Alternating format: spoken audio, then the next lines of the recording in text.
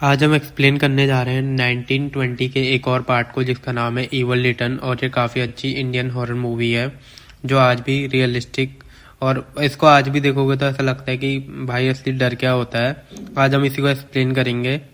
चलो एक्सप्लेनेशन शुरू करते हैं। की कहानी की शुरुआत एक लंदन के एक सुनसान विला से होती है। यहाँ पर एक नौकर है जो एक लड़की स्मृति से बातचीत कर रहा है। दोनों के बीच ये चर्चा हो रही होती है कि स्मृति कब तक यहाँ रह सकती है। स्मृति कहती है, यह आत्मा मुझे यहाँ से नहीं जाने देगी, मैं कहीं फंस चुकी हूँ। तभी नौकर कहता है कि उसने एक बाबा के पास जाकर एक जादुई शीशा लिया है जो उसे यहाँ से बाहर निकलने में मदद करेगा। थोड़ी देर बाद स्मृति वहां से निकलने में सफल हो जाती है। कुछ समय बाद वे लोग यात्रा कर रहे होते हैं, लेकिन अचानक उनकी घोड़ा गाड़ी रुक जाती है। स्मृति डरी हुई होती है और आसपास देखती है। जादुई शीशे में भी वह देखती है कि कहीं कुछ है। तभी बद्रीनाथ जी कहते हैं, अंधेरा बहुत हो चुका है, हम यहीं एक गेस्ट हाउस में रुकते हैं। कुछ समय बाद जंगल से चिल्लाने की आवाजें आती हैं। स्मृति कहती है, बद्रीनाथ जी जाकर देखिए, शायद किसी को मदद की जरूरत हो। बद्रीनाथ जी जंगल की ओर जाते हैं, लेकिन देर हो जाती है, वह वापस नहीं लौटते। स्मृति डर जाती है और उनकी तलाश में जंगल की ओर जाती है। उसे बद्रीनाथ जी तो मिल जाते हैं, लेकिन ये देखकर वह चौंक जाती है कि वह आत्मा के कब्जे में हो चुके होते हैं। तभी अचानक बद्रीनाथ जी स्मृति पर हमला कर देते हैं। उसी दौरान जादुई शीशा टूट जाता है। इसके बाद हम नहीं जानते कि वहां क्या हुआ। कई दिन बाद एक नया दृश्य आता है, जिसमें हम अभिनेता जयदेव वर्मा से मिलते हैं। वह एक प्रसिद्ध कवि हैं और उनकी काफी संपत्ति भी है, लेकिन कुछ समय से वह बहुत दुखी है क्योंकि वह एक लड़की से प्यार करते थे, लेकिन वह लड़की मर चुकी है।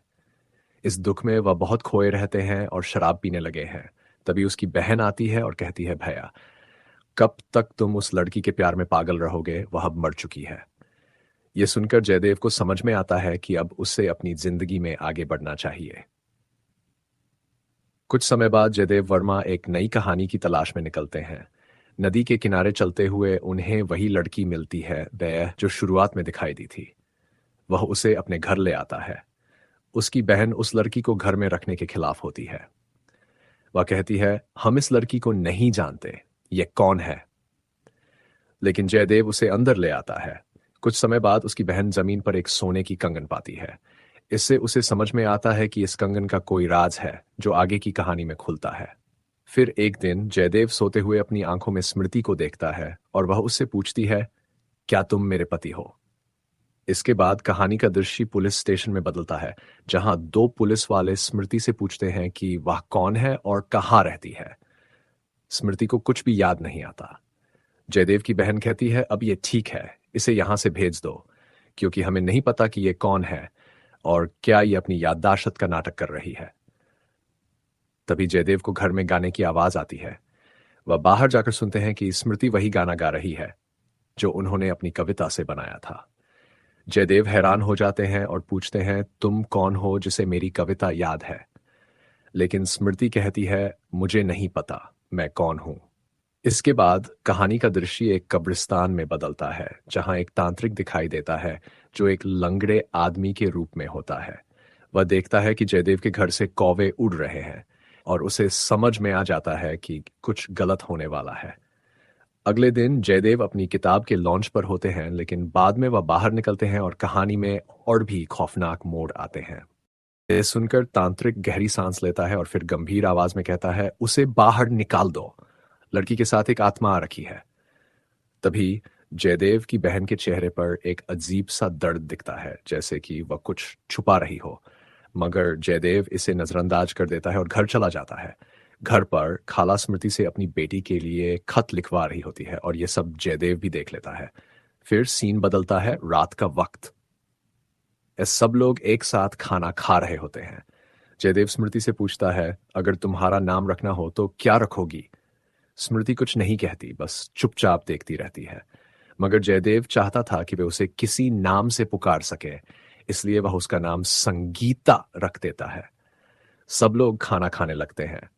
तभी संगीता अचानक उल्टी करने लगती है और उसके मुंह से कीले निकलने लगते हैं। ये देखकर सब दहशत में आ जाते हैं। जयदेव की बहन गुस्से में चिल्लाती है, यह सब तुम्हारी वजह से हो रहा है। तुम यहां से चली जाओ। संगीता दुखी होकर वहां से चली जाती है। जयदेव भी उसके पीछे पीछे बाहर चला जाता है, उसे रोकता है और भर्राई आवाज में कहता है, मेरे जीने की वजह तुम हो, मैं तुम्हारी मदद करना चाहता हूं। संगीता कुछ देर उसे देखती है, फिर धीरे से सिर हिला देती है।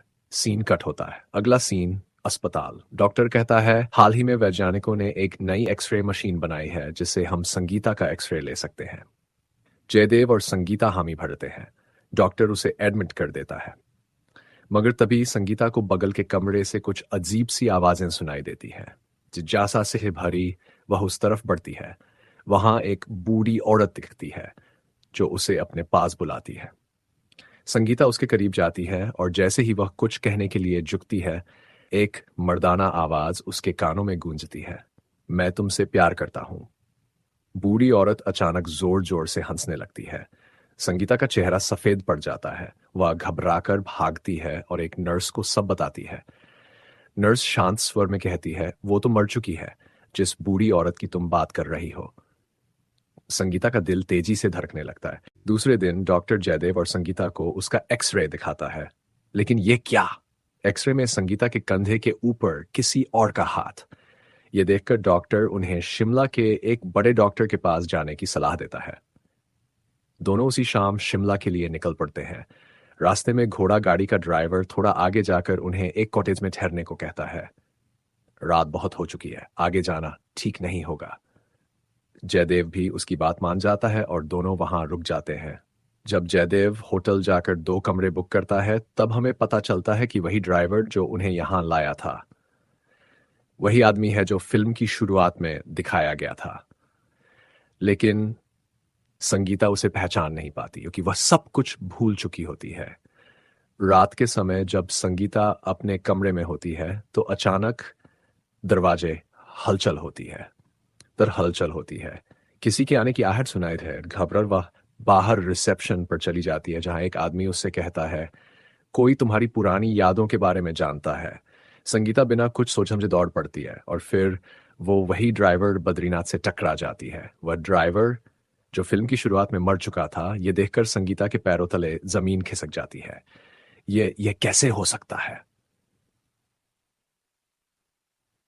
बद्रीनाथ उसकी आंखों में आंखें डालकर कहता है, तुम भूल गई हो कि तुम कौन थी। और तभी संगीता की सारी यादें लौट आती हैं। उसे सब कुछ याद आ जाता है कि उसके साथ क्या क्या हुआ था। अब वह भागने की कोशिश करती है, लेकिन बद्रीनाथ उसे जोर से पकड़ लेता है। नहीं, मुझे जाने दो। संगीता जोर से चीखती है। उसकी चीख सुनकर जयदेव भी जाग जाता है। वह तुरंत बाहर आता है और देखता है कि संगीता किसी आत्मा के कब्जे। ये देखकर जयदेव भी सुन लेता है और वह बाहर आता है। वह देखता है कि संगीता आत्मा के कब्जे में है। फिर हम देखते हैं कि सुबह जयदेव उसी बैंकिम लाल के पास जाता है और उसे सारी बात बताता है, जिससे वह जयदेव की मदद करने के लिए राजी हो जाता है। उसके घर जाते हैं और बैंकिम लाल स्मृति के हाथों में एक इत्र लगाता है आत्मा को बुलाने के लिए। आ भी जाती है। तांत उससे सवाल पूछता है और वह उसे पुस्तक के बारे में बता देता है। तब तांत्रिक बताता है कि इस आत्मा ने इसके शरीर पर कब्जा कर लिया है और उसका कुछ अधूरा बदला है। वह स्मृति को हॉल में ले आता है और उसे कुर्सी पर बैठा देता है। फिर जैसे ही वह कमरे का पर्दा हटाता है, उस पर सूरज की रोशनी पड़ती है और वह दर्द से चीख उठती है।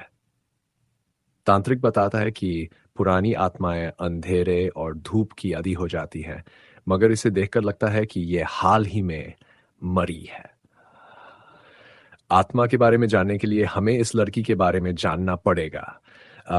मगर वे स्मृति के बारे में कुछ नहीं जानते थे, इसलिए वे तय करते हैं कि वे कब्रिस्तान जाकर इसका पता लगाएंगे। जैसे ही वे कब्रिस्तान पहुंचते हैं, उन्हें पता चलता है कि स्मृति की याददाश्त वापस आ चुकी है, मगर वह आत्मा के कब्जे में है। तांत्रिक कहता है, हमें स्मृति को आत्मा से आजाद कराना होगा, यही एकमात्र रास्ता है। फिर वे वापस लौटते हैं और फिर से वही इत्र लगाकर आत्मा को बुलाते हैं। आत्मा आती है, मगर वह बार बार स्मृति या फिर संगीता को बुलाने लगती है। तभी वे देखते हैं कि संगीता के पेट खाला की बेटी का नाम फातिमा लिखा था।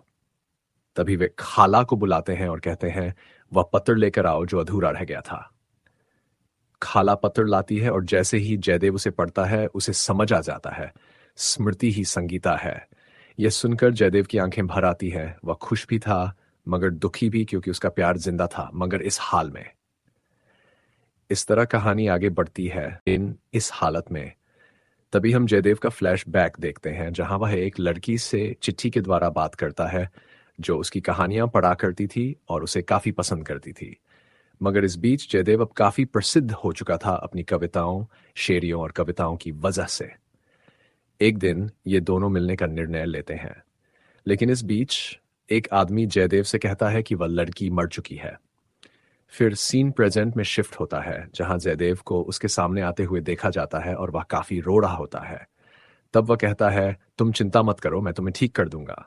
और फिर वह उसके घर के लिए निकल पड़ता है। लेकिन वहां उसे पता चलता है कि कोई जयदेव वर्मा बनकर उससे पहले ही उस लड़की को ले जा चुका है। वह सोचता है, मैं तो यहां आया ही नहीं था, तो ये कौन है जो उसे ले गया। फिर वह घर पहुंचता है और देखता है कि उसकी बहन ने फांसी लगा ली है और उसके हाथ से एक पत्र मिलता है जिसमें इस कहानी के सारे राज छिपे होते हैं। वह पत्र पढ़ता है और उसमें लिखा होता है, मैं और तुम्हारा दोस्त अमर एक दूसरे से बहुत प्यार करते थे और हम एक दूसरे के बहुत करीब भी आ गए थे। लेकिन अमर मुझे हमेशा से नहीं चाहता था, वह सिर्फ तुम्हारी दौलत चाहता था और तुमसे जलता भी था। उसे ये पता चला कि तुम किसी और से बात कर रहे हो और तुम उससे जल्दी मिलने वाले हो, तो उसने मुझसे स्मृति का एड्रेस निकालवाया और तुमसे पहले पहुंच गया जयदेव वर्मा बनकर। यह कहानी और भी गहरी हो जाती है जब हम ये जान पाते हैं कि स्मृति की बहन को भी ये राज पता था, लेकिन वह बदनामी के डर से कुछ नहीं बोली। और वह कंगन जिसे देखकर उसकी बहन घबराई थी, वह वही कंगन था जो स्मृति ने अमर को दिए थे।